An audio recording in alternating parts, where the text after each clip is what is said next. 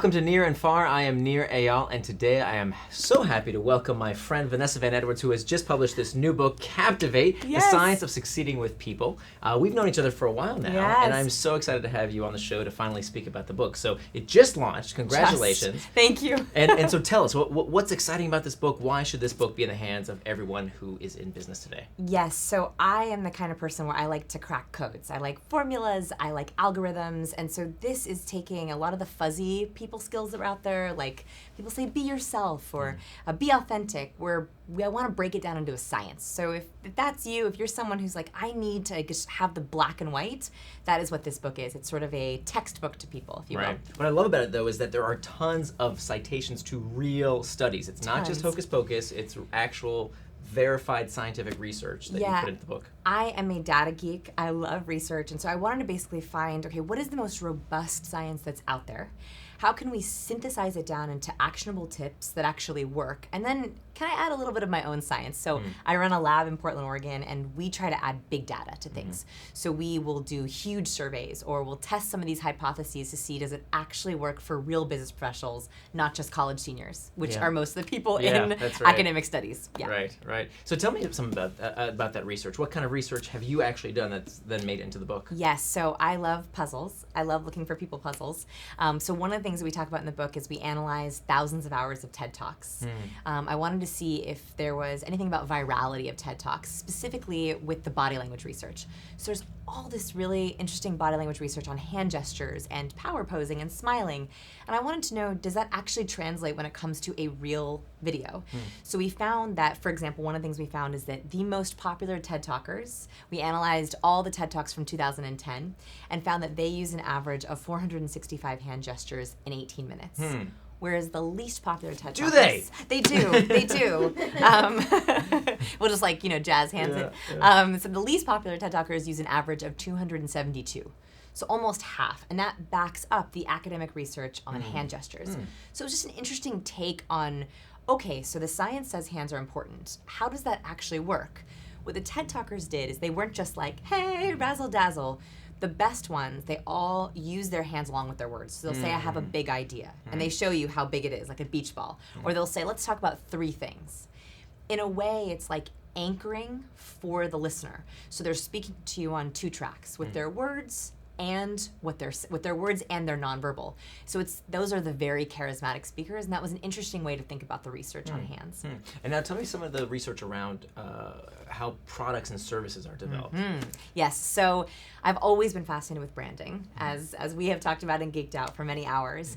And I realized that we have all this robust personality science, and there's a lot of things out there like Myers-Briggs or Enneagram, and there's not a lot of science behind it.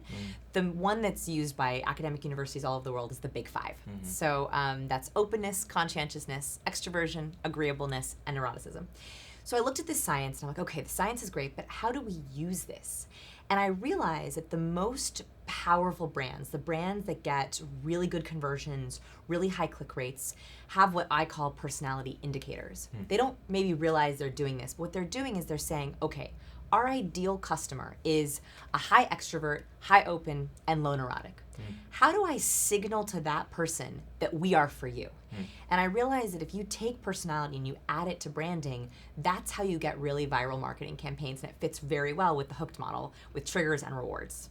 Yeah, we actually, if you want to see examples, Vanessa has sent us an excerpt of the book that's now at nearandfar.com, where you can actually see these screenshots. They're really interesting how you take each of these big 5 personality traits and show how, if you're looking for this type of audience, here's how to present that format. Can you give us maybe some examples of companies that did it really well? Perfect. So here's a really common example that I see. So I'll use my brand as an example. So we do data. We love science.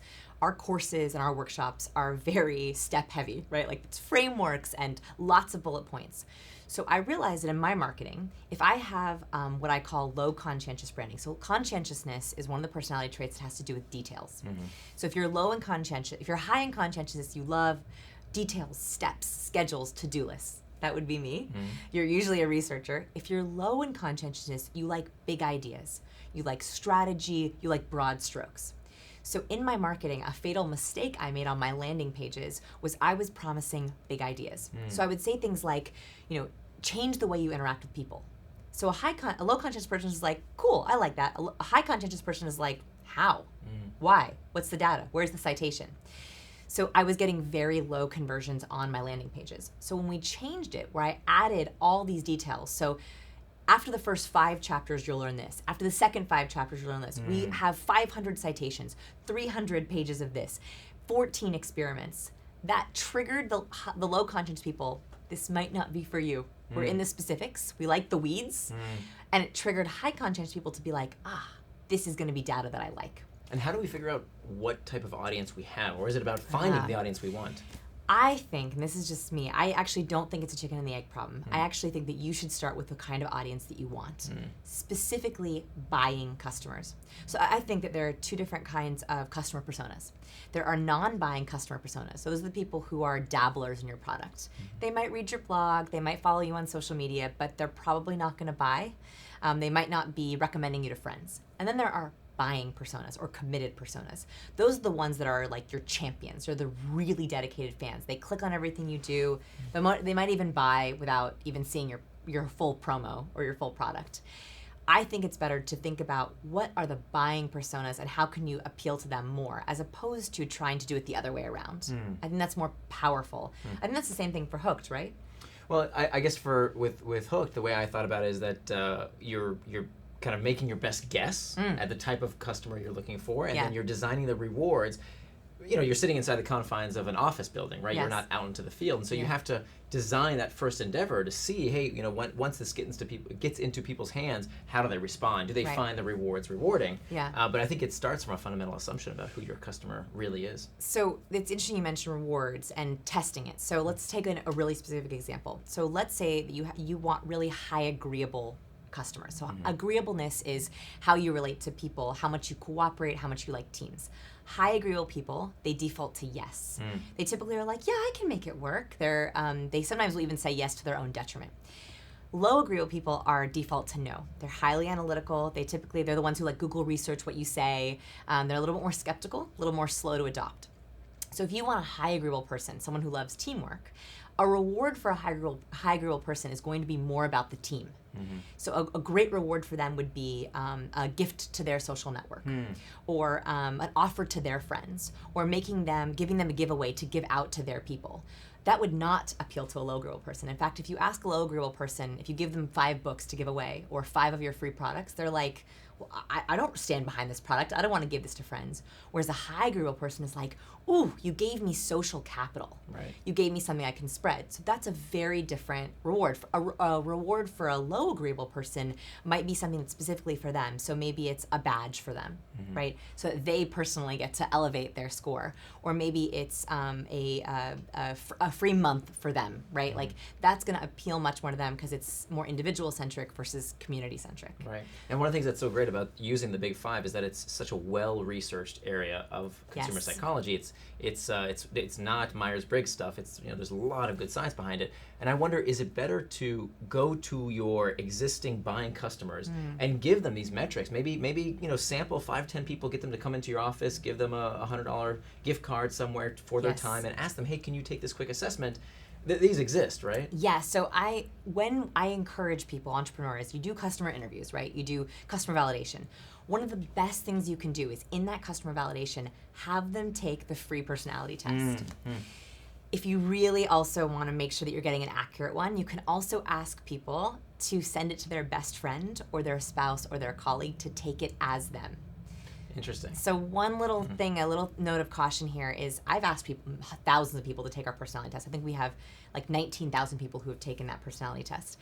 And everyone always does it as the best version of themselves. So they take it as them on their best day. Interesting. Now, if you have a product that is them that is not on their best day, like you are selling a product that's when they're very stressed or trying to lose weight, that is them not on their best day. You're better off asking them to check their answers with a spouse or colleague, and then you get a more accurate picture of who they really are, not just who they want to be. On the other hand, if you're an aspirational product or an inspirational product, you're a coach, then you actually want them on their best day because you can see, wow, okay, this person is, let's say, openness, for example. People are high and open, they're very adventurous, very creative, they like trying new ideas. If someone ranks medium high on openness on their best day, you know that they are aspiring to be more adventurous. As a coach or as a service provider, you would be better off saying, that is something I want to help you with. I want to help you try new ideas in a way that fits for you.